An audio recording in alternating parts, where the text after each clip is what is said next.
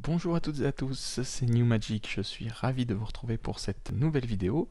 Aujourd'hui nous allons voir un principe psychologique qui entre en jeu dans pas mal de tours de magie et qui s'appelle le conditionnement. C'est parti!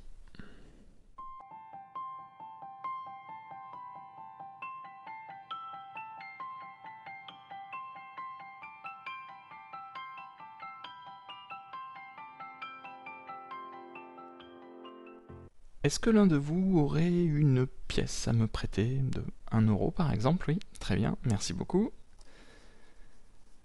Je vais vous faire un tour avec cette pièce qui m'a été montrée lorsque je commençais à apprendre la prestidigitation par un magicien qui était un peu proche de ses sous. Il avait pour habitude d'ailleurs de dire que pour éviter de se faire voler son argent, il valait mieux le garder sur soi. Mais lui, il avait une manière un peu particulière de mettre en pratique ce dicton. Je vous montre ça. Quand il avait une pièce à mettre de côté, quoi, il n'utilisait pas un portefeuille, il utilisait son coude. Il frottait la pièce comme ça sur son coude. Alors, je suis d'accord avec vous, hein, c'est un petit peu bizarre hein, comme manière de faire. La première fois, ça fait drôle, mais effectivement, quand on frotte une pièce comme ça sur son coude, on se rend compte qu'elle finit par complètement disparaître. Elle rentre dans le coude. Alors, pour les explications de ce tour, tout d'abord, on va utiliser une pièce normale. Je vous conseille d'utiliser une pièce de 1 € puisque au niveau de la taille, elle n'est ni trop grande ni trop petite. En plus de ça, une pièce d'1 €, elle a plusieurs couleurs, hein, 2 couleurs, ce qui fait que suivant l'éclairage, etc., vous êtes sûr qu'elle sera toujours bien visible. Ce qui n'est pas forcément le cas d'une pièce de 50 centimes ou de 20 centimes qui est unie. Par contre, le mieux, comme c'est une pièce normale, non truquée, c'est de l'emprunter à un spectateur. C'est toujours préférable, hein, quand vous utilisez un accessoire qui n'est pas truqué, de l'emprunter plutôt que d'amener votre propre matériel. Par exemple, si vous amenez votre propre pièce, les spectateurs pourraient se dire bon, d'accord, c'est une pièce truquée, et puis voilà, s'arrêter là. Donc ce serait dommage, puisque ce n'est pas le cas. Donc on va demander aux spectateurs s'ils veulent bien nous prêter une pièce. Alors, vous pouvez demander une pièce de 1 € si c'est possible. Vous pouvez aussi simplement attendre que les spectateurs vous présentent des pièces, et puis vous choisissez une pièce de 1 € si quelqu'un vous présente une pièce de 1 €. Si c'est pas le cas, vous pouvez tout à fait faire le tour avec une pièce de 50 centimes ou de 20 centimes, il n'y a pas de problème. Le fait de demander une pièce à un spectateur, donc comme j'ai dit, ça montre que la pièce n'est pas truquée, et surtout ça permet aussi de faire participer les spectateurs. Les spectateurs, ils aiment bien participer au tour de magie, donc quand ils peuvent être acteurs un petit peu, c'est toujours intéressant. Donc vous trouverez toujours quelqu'un qui sera ravi de vous prêter une pièce pour faire le tour. En plus, il saura lui-même que ce n'était pas truqué, puisqu'il n'est pas complice, donc ça va lui le conforter dans l'idée que c'est bien une pièce normale. Donc une pièce normale, votre coude, qui est normal aussi, normalement, et donc un petit baratin, une petite histoire. Donc moi, vous avez vu, j'ai choisi l'histoire d'un magicien qui gardait ses sous sur lui pour pas se les faire voler, mais vous pouvez imaginer n'importe quelle histoire, hein, celle que vous voulez.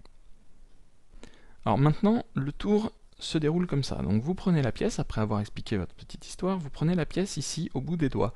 Alors il ne faut pas qu'elle dépasse, il ne faut pas qu'elle soit trop devant non plus, il faut qu'elle soit à peu près au niveau de la pliure de l'index et de l'annulaire. Voilà. Personnellement, j'utilise la main droite et je vais frotter sur mon coude gauche. Mais vous pouvez, si vous êtes plus à l'aise, le faire dans l'autre sens, il n'y a pas de souci. Donc la pièce est placée comme ça sur les doigts et vous allez la plaquer sur le coude, comme ça, de cette manière-là. Au moment où vous la frottez, il ne faut pas qu'elle soit visible. C'est très important de la masquer, sans le dire bien sûr. Donc on va frotter une première fois la pièce comme ça sur le coude et on va la laisser tomber. Et là, vous remarquez bien que je ne la ramasse pas avec ma main droite, je vais la ramasser avec la main gauche, la main du coude. Ça c'est très important. La première fois je ramasse la pièce, je la replace dans la main droite, et je me remets en position pour frotter à nouveau la pièce sur le coude. Donc c'est ce qu'on appelle justement le conditionnement, c'est-à-dire que je vais conditionner les spectateurs à voir ce mouvement plusieurs fois. Voilà. Et la troisième fois, je vais ramasser la pièce toujours avec la main du coude, et cette fois-ci je vais faire semblant de la placer dans ma main droite. En réalité, elle reste dans la main gauche. Et ça, le public ne le sait pas, évidemment.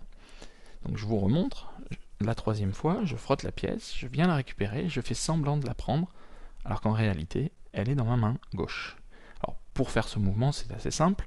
Vous placez simplement votre pouce gauche sur la pièce au moment où vous retournez la main, et la main droite vient faire semblant de prendre la pièce.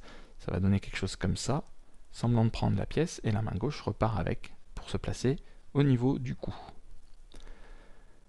Ce geste doit être fait comme le mouvement vrai, je vous renvoie aux vidéos précédentes pour vous entraîner. Vous filmez, vous étudiez le mouvement vrai, et puis vous vous entraînez à faire un mouvement qui se rapproche le plus possible d'un vrai dépôt de pièces dans la main droite. Une fois qu'on est dans cette position, où le public croit qu'on a une pièce comme d'habitude, comme à chaque fois, alors qu'en réalité on n'en a pas, ce qui va se passer, c'est que la main gauche va déposer la pièce au niveau de l'encolure de votre habit. Et donc, la main droite va faire semblant de frotter, va lever les doigts comme ça progressivement pour montrer que la pièce a disparu, et on montre les mains pour montrer que la pièce n'est plus là. Alors, plusieurs choses par rapport à ce tour. Déjà, vous devez avoir un habit, mais pas de manches. Donc un t-shirt, c'est parfait. Si jamais vous êtes en chemise, par exemple, eh bien pensez à relever vos manches, au moins la manche du coude, puisque sinon les spectateurs pourraient penser que vous utilisez la doublure de l'habit, ou que vous glissez la pièce dans l'ouverture de la manche, vous savez, d'ici la manche d'une chemise. Donc ce serait dommage en fait qu'ils pensent ça, puisque ce n'est pas le cas. Donc finalement, faites-le de manière la plus épurée possible, donc c'est-à-dire avec juste un t-shirt, et voilà. Par contre, vous devez avoir un habit, bien sûr, vous ne pouvez pas être torse nu, vous allez vous servir de l'habit pour cacher la pièce dans votre cou.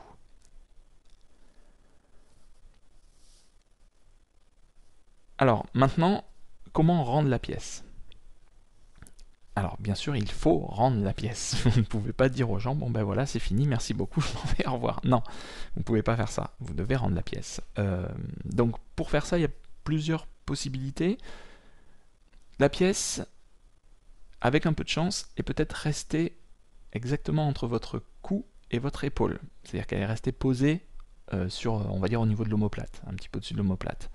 Si c'est le cas, eh bien vous pouvez vous remettre dans la position du coude, comme ça, pour venir récupérer la pièce dans votre encolure, en montrant avec votre main droite votre coude, et comme ça vous récupérez la pièce pour pouvoir ensuite la faire apparaître dans votre poche, dans une boîte, dans l'autre coude de l'autre main, pourquoi pas. Donc là c'est comme vous voulez.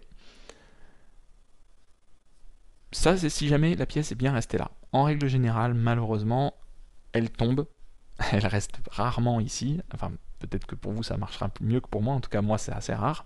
La pièce en règle générale tombe. Donc si vous êtes debout, attention à border, avant de commencer le tour, border votre t-shirt dans les habits, dans votre pantalon.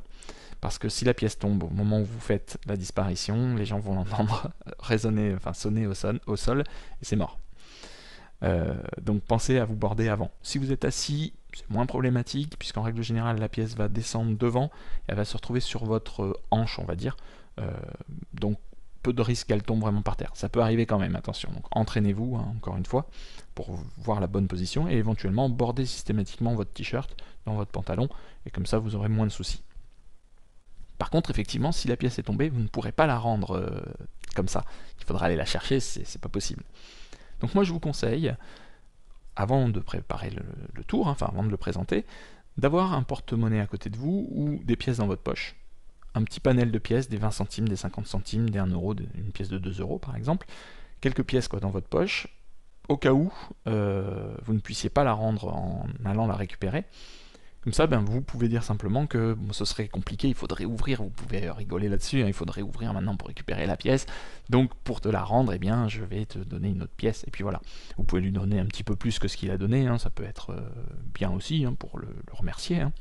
Mais par contre, effectivement, cette manière de rendre la pièce peut avoir un rôle un peu psychologique aussi sur le tour, puisque les spectateurs sont pas dupes, ils se doutent bien que votre pièce n'est pas dans votre coude, donc vous devriez pouvoir la rendre. Si vous en donnez une autre, ça peut les interroger, on va dire. Ils peuvent se poser la question de se dire, tiens, c'est quand même bizarre, pourquoi il n'a pas rendu la vraie pièce, pourquoi il en donne une autre.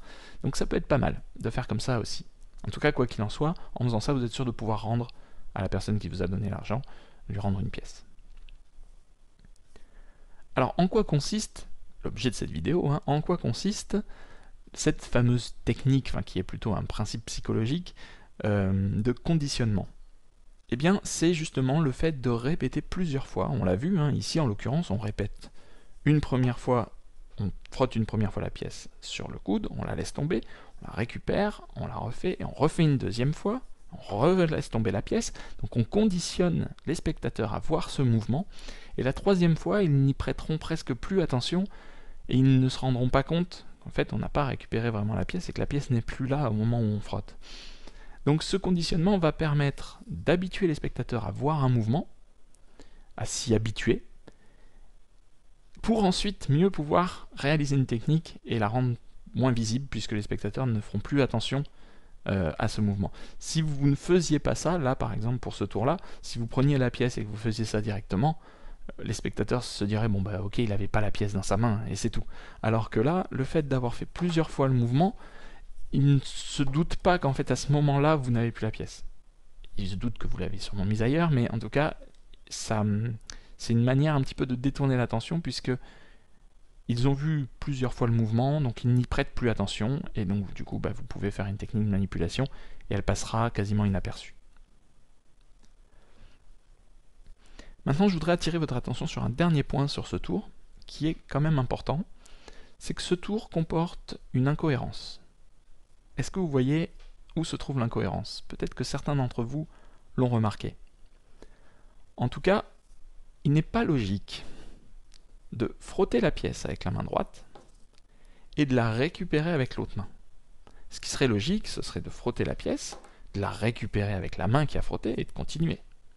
Là, non, on va être obligé de venir la récupérer avec l'autre main, faire semblant, pour pouvoir faire semblant de la mettre dans cette main-là.